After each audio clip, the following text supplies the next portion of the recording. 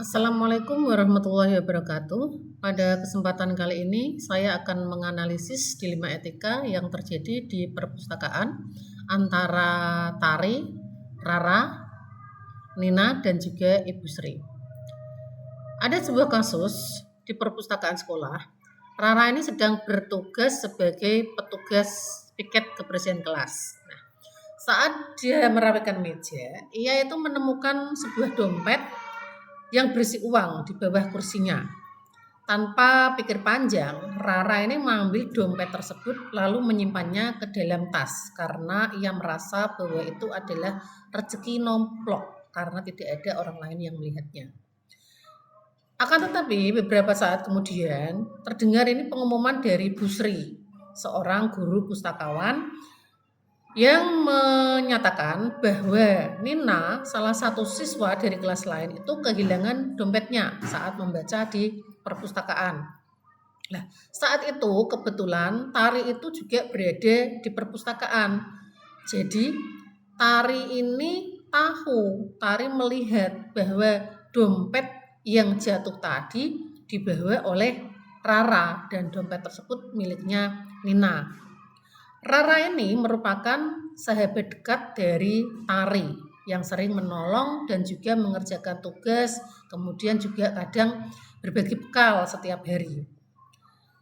Jika Tari melaporkan hal tersebut atau mungkin menegur Rara, ini besar kemungkinan hubungan mereka akan rusak dan tidak akan bersikap baik lagi kepada Tari. Berikut adalah analisis penyelesaian dari kasus tersebut. Ada beberapa nilai yang bertentangan dengan kasus tersebut.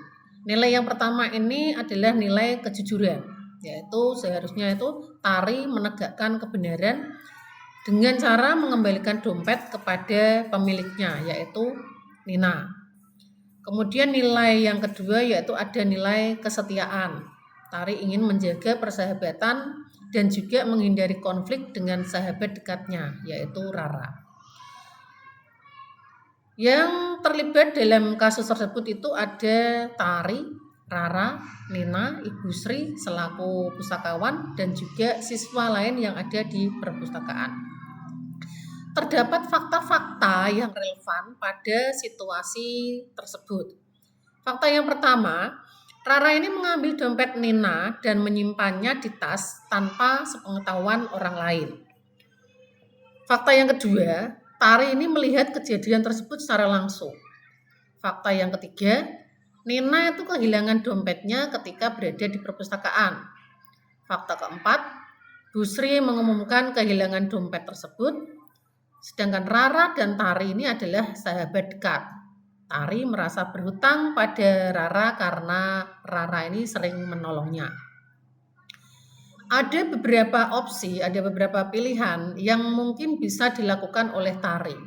Yang pertama adalah Tari ini mendekati Rara secara pribadi. Tari berbicara empat mata dengan Rara dan mencoba untuk membujuknya supaya mengembalikan dompet Nina secara sukarela. Tari ini bisa menjelaskan kepada Rara jika perbuatan Rara ini tidak benar dan bisa merugikan orang lain. Tari juga menawarkan untuk menemani Rara mengembalikan dompet tersebut kepada Nina atau mungkin bisa diserahkan kepada Ibu Sri. Opsi yang kedua yang dilakukan Tari adalah Tari ini bisa menulis surat secara anonim.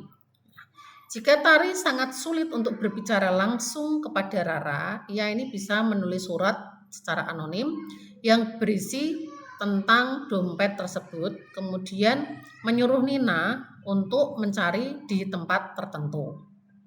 Opsi yang ketiga yang harus dilakukan Tari adalah mungkin Tari ini bisa melaporkan kepada Ibu Sri secara diam-diam untuk menjaga perasaan dan hubungannya kepada Rara. Dari beberapa opsi tadi, keputusan akhir yang dibuat oleh Tari yaitu Tari ini mengadakan atau mendekati Rara secara pribadi dan mencoba untuk membujuk Rara supaya mengembalikan dompet tersebut dengan berbagai alasan. Alasan yang pertama, Ini bisa memberikan kesempatan bagi Rara untuk melakukan hal yang benar tanpa harus dipermalukan di depan umum. Kemudian Tari juga tetap dapat menjaga persahabatannya dengan Rara meskipun ia menyampaikan kebenaran yang sulit.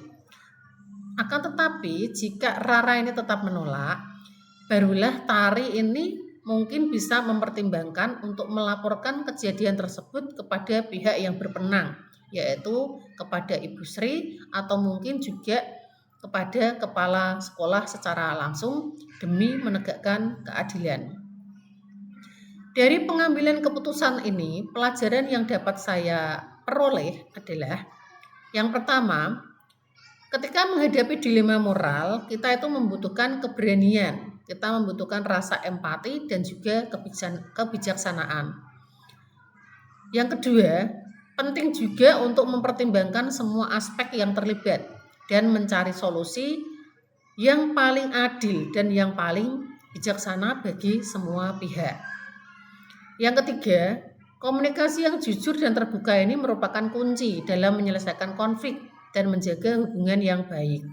Dan yang keempat ini, terkadang melakukan hal yang benar itu memang sulit, tetapi pada akhirnya akan membawa kebaikan bagi semua orang. Demikian analisis yang dapat saya sampaikan. Wassalamualaikum warahmatullahi wabarakatuh.